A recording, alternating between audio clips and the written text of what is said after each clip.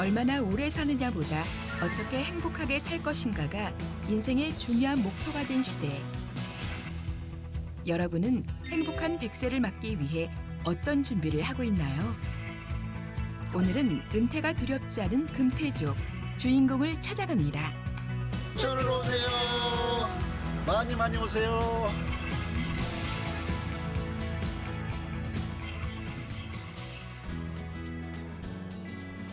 지난 6월에 있었던 2023 서울국제주류엔 와인 박람회. 대한민국 최고의 주류 페스티벌로 관련 산업의 트렌드를 선도하고 기업들에겐 다양한 홍보 기회를 제공하는 장이 열렸습니다.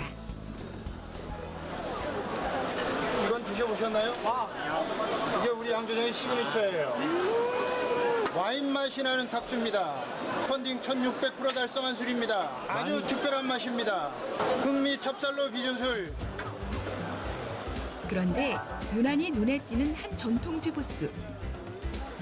행사 시작 전부터 대기 고객이 줄을 설 정도인데요.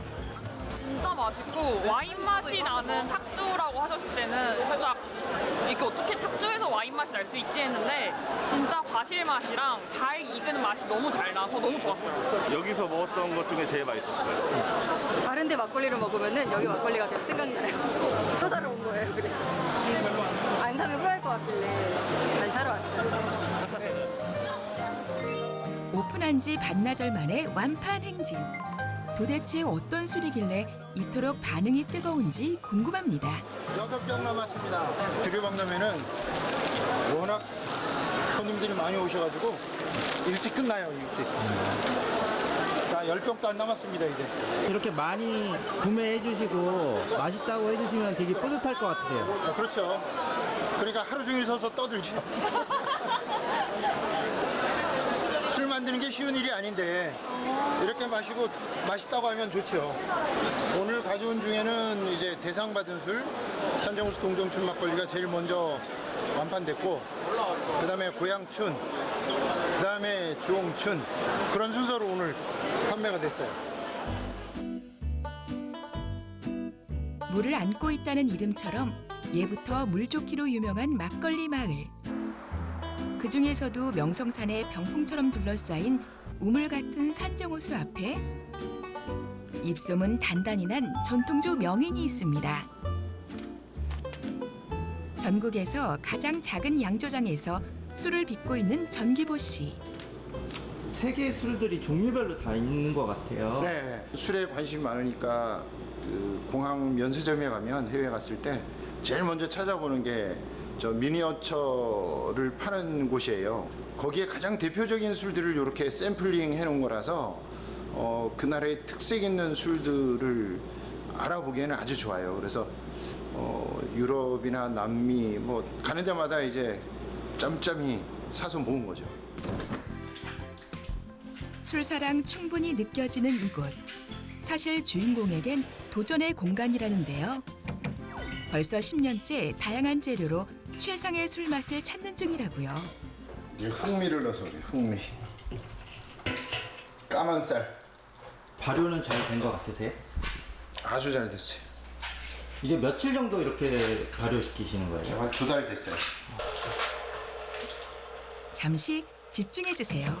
보글보글 술이 맛있게 익어가는 소리 잘 들리시죠? 그래서 우리가 마시는 대부분의 술들이 일주일에서 한 보름 정도 길게 걸리면 보통 한 열흘 정도 전후로 술을 만들어서 마시는 게 일반 막걸리예요. 그래서 보관 기간이 보면 그게 일주일에서 열흘 정도 보관을 하게 돼 있는데, 이 술들은 이제 뭐 12주 정도 우리가 발효를 하니까 보관 기간도 최소한 90일, 그리고 이 중에 이제 약주 같은 경우에는 6개월 정도 냉장고에서 보관이 가능하도록 돼 있어요. 살균 막걸리가 아닌 효모가 살아있어 더 신선하고 깔끔한 색 막걸리인데 유통기한까지 긴 게 특징. 아무래도 정성이 많이 가는 음식을 손맛이라 그러잖아요. 쉼없이 움직이는 주인공의 손에 술맛의 성패가 달려있답니다. 양조장 일 중에서 네. 제일 힘든 일 중에 하나가 술 걸르는 거예요. 기계로 커팅을 해서 쌀을 깨서 하는 술들은 쌀 성분들이 이제 깨져서 많이 들어가 있기는 한데 좀 텁텁하고 더 이렇게 눌러서 체에다 짜는 게 술 맛은 훨씬 더 깔끔하고 좋죠. 훌륭하죠, 술이. 예, 빛깔이 되게 좋네요. 향도 아주 좋아요. 이쯤 되니 한번 맛을 보면 그 맛을 잊지 못해 꼭 다시 찾는다는 이 양조장의 술 빚는 과정이 궁금한데요. 기업형이 아닌 간의 양조장 형태랍니다. 술 빚을 때 제일 먼저 하는 게 쌀을 씻어야 돼요. 문헌에 보면 술을 담을 때 쌀을 100세 한다고 돼 있어요. 100세. 100번 씻는다라는 뜻이에요. 쌀을 깨끗이 씻어서 쌀에 붙은 이제 이물질 같은 거를 깨끗이 씻어내라는 뜻인데 같은 쌀로 술을 빚어도 일본하고 우리 술은 술 맛이 많이 다르고 방식들이 차이가 있어요. 민족성이나 국민성 같은 것들은 영향을 미치는 것 같아. 우리는 전체를 아우르는 좀 그냥 자연적인 것을 많이 추구한다면 일본은 깔끔하고 규격화되고 막 정제된 것 같은 그런 방식을 추구하는 것들이 이 술을 빚는 데에서도 나타나는 거야.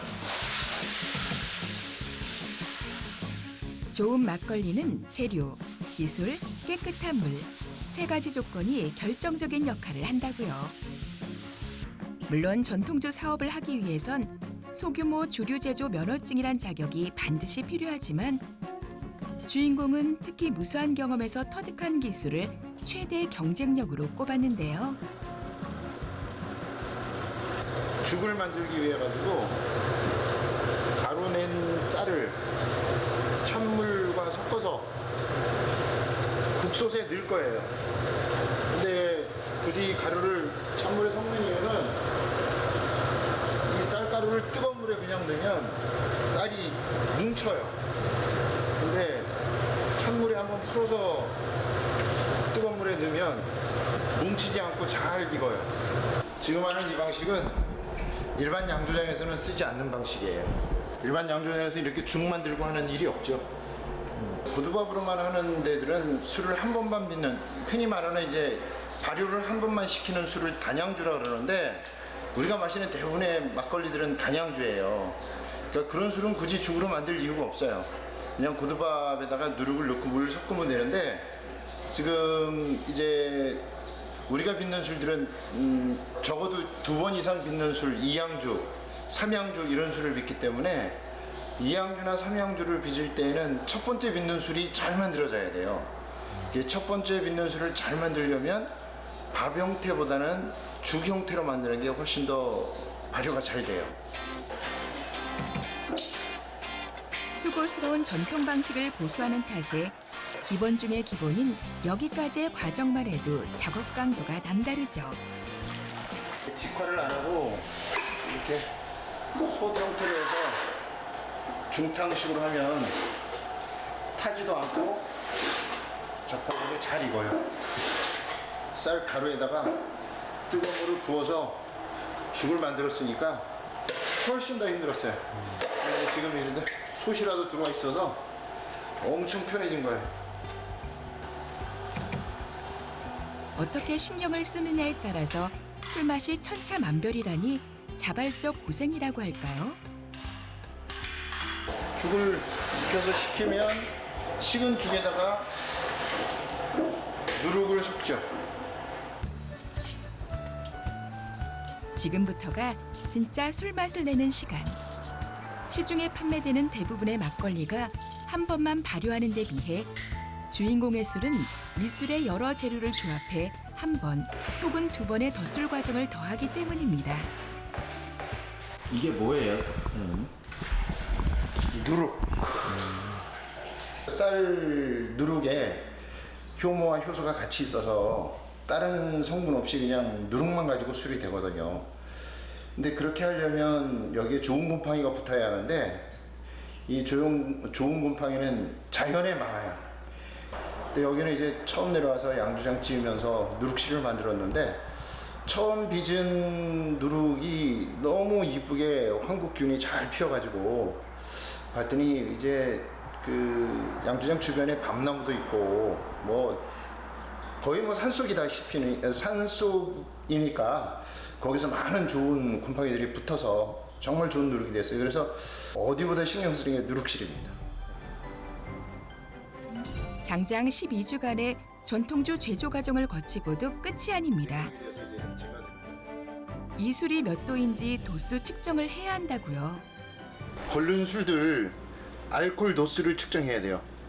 그래서 우리 발효된 술이 몇 도인지 그걸 가지고 이제 우리가 출시하는 술의 도수, 우리는 이제 6도, 10도, 15도 이렇게 술이 나가니까 그 도수에 맞게끔 가수를 해서 조정을 해야 돼요. 그거 하는 작업이에요 지금. 발효주는 대부분 증류를 해서 증류된 술을 가지고 이제 주정계를 가지고 알코올 도수를 측정해요. 원시적인 방식, 끓여가지고 증류해서 도수 재는 방식으로 이건 지금 우리만 그런 게 아니고 대부분의 양조장에서 다 이런 방식을 쓰고 있어요. 한 15도 정도 나왔어요. 적당하게 나오신 거예요? 네, 적당하게 발효된 거예요. 이전과 180도 달라진 은퇴 후의 삶. 전기보 씨는 원래 전통주 양조장과는 전혀 관계없는 직업을 갖고 있었습니다. 아예 술과는 무관한 일을 하다가 갑자기 술을 한 거라서 양조를 전문으로 하는 곳에서 한 3년 정도 배웠죠. 그럼 그 전에는 어떤 일을 하셨었어요?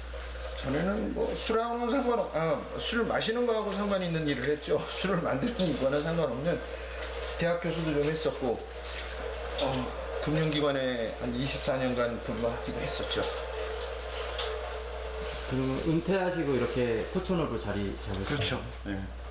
제 고향이어서 대학교에 있다가 술 만드는 걸 해보고 싶어서 그냥 고향으로 내려왔죠. 은퇴 전 잘 나가는 금융내내 대학의 교수였던 그가 귀촌에서 술을 빚게 된 이유는 뭘까요? 회사 생활은 이제 장단점이 있지만 안정적이고 급여가 나온다는 점은 좋죠. 근데 그게 항상 누군가의 지시를 받아야 되고 끊임없이 스트레스를 받아야 된다는 거, 그런 게 숙명이잖아. 숙명. 직장 생활에. 그래서 다 때려친다고 그러잖아. 지금은 힘들어요. 몸은 힘들어. 그런데 대부분의 회사 결정이 이제 내가 하는 거잖아. 해도 되고 안 해도 되고 꼭 해야 될 일들은 해야 되지만 대부분은 선택해서 하는 일들이 많고 자유롭다라는 거, 그게 참 좋은 거죠. 좋아하고 하고 싶은 일을 통해 얻은 결과물로 느끼는 성취감과 즐거움은 은퇴 후 불안과 힘듦을 이겨낼 수 있는 힘이 되어 주었는데요. 처음엔 주변에서 걱정이 많았답니다. 처음 시작할 때는 경쟁도 아주 심한데요. 여기가 경기도 포천이니까 여기는 이제 뭐 막걸리 1번지라고 하잖아요. 이동 막걸리, 일동 막걸리, 포천 막걸리, 내촌 막걸리, 뭐 아주 유명한 양조장들은 다 있는 데인데 여기서 양조장 하는 게 쉽지 않았어요. 그리고 그분들은 대부분 이제 일반적인 서민 막걸리 1,000원짜리를 하는데 우리는 여기 한 병에 2만 원짜리 막걸리를 하니까 다들 힘들 거라고 얘기를 했고, 또 뭐 우리도 처음 시작해서 한 3, 4년 동안 되게 고전했어요. 하지만 대반전. 맛으로 승부한 주인공의 전통주는 농식품부가 주최한 전통주 대회에서 대상과 우수상을 동시에 거머쥐며 제품의 우수성까지 인정받았습니다. 근데 2018년도에 우리가 이제 우리술 품평회에서 대상하고 우수상을 동시에 받으면서 우리술이 좀 많이 알려졌고 양조장도 조금씩 이제 소문을 타면서 2019년까지 아주 좋았죠. 근데 이제 2020년도에 코로나 때문에 조금 멈칫하다가 21년, 22년부터 많이 회복이 됐어요. 끈질긴 노력 끝에 얻은 빛나는 결과가 참 멋진데요. 처음엔 가격 경쟁력과 대기업의 마케팅을 따라갈 수 없다는 생각에 유통을 포기하고 양조장 옆에 주막을 차려 직접 찾아오는 손님에게만 술맛을 선보였지만 지금은 온라인 스토어를 통해 전국 방방곡곡으로 택배 배달이 되고 있답니다. 오늘 병입 날짜 혼자 다 해요. 술 이름, 성분, 병, 디자인, 라벨 디자인, 박스 디자인 다 내가 다 해요. 3박스 3개, 술 6병. 은퇴가 아닌 금퇴의 길을 가고 있는 전기보 씨는 인생 후반전을 걱정하는 사람들에게 꼭 해주고 싶은 말이 있습니다. 퇴직하는 사람들에게 그냥 잘 놀 계획을 세우기보다는 좋은 일을, 재밌는 일을 한번 찾아보라는 얘기를 많이 해요. 그런 것들이 훨씬 더 중요할 것 같아. 오히려 직장 생활을 했던 것보다도 더 긴 기간을 더 치열하게 살아야 될지도 모르니까 제2인생 설계는 굉장히 중요한 거고, 제1인생 준비했던 거에 반만이라도 제2인생 설계를 위해서 준비를 한다면 그렇게 막 그 후반 인생을 고민하거나 후반 인생에서 낭패를 보는 사례들은 많이 줄어들 거라고 생각을 해요. 적어도 살아가는 방식에 있어서 좀 비슷한 처지에 있는 사람들이 아, 저렇게 살면 그래도 좀 즐겁게 행복하게 살 수 있겠구나 하는 어떤 사례로 누군가에게 좋은 영향을 줄 수 있는 사람, 그런 삶을 살았으면 하는 게 내 바람이기도 하고 또 살아가는 방식이기도 해요. 다음 날 양조장으로 반가운 손님들이 찾아왔는데요. 작년 근처에 이사 온 이웃 사촌들이랍니다.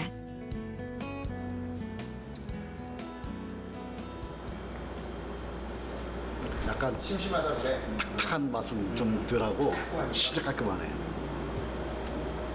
맛은 좋네요. 이게 쌀이 많이 들어가서 막 좀 그렇죠. 단맛이 좀 많이 나는 것 같은데. 이거 다른 거 섞는 건 아니잖아, 단맛을. 전부 이건 쌀밖에 안 완전히 나요. 쌀 맛으로 하는 거잖아요. 이양주까지는 같은 술인데 세 번째 발효할 때 이거는 누룽지향 찹쌀을 넣은 거고, 이거는 흑미 찹쌀을 넣은 거고, 그래서 색깔도 다르고 맛도 달라요. 완전히 달라요. 이거 교체하는 거 아니야? 이거 물 안 거필요 이거. 이 정도 가지고.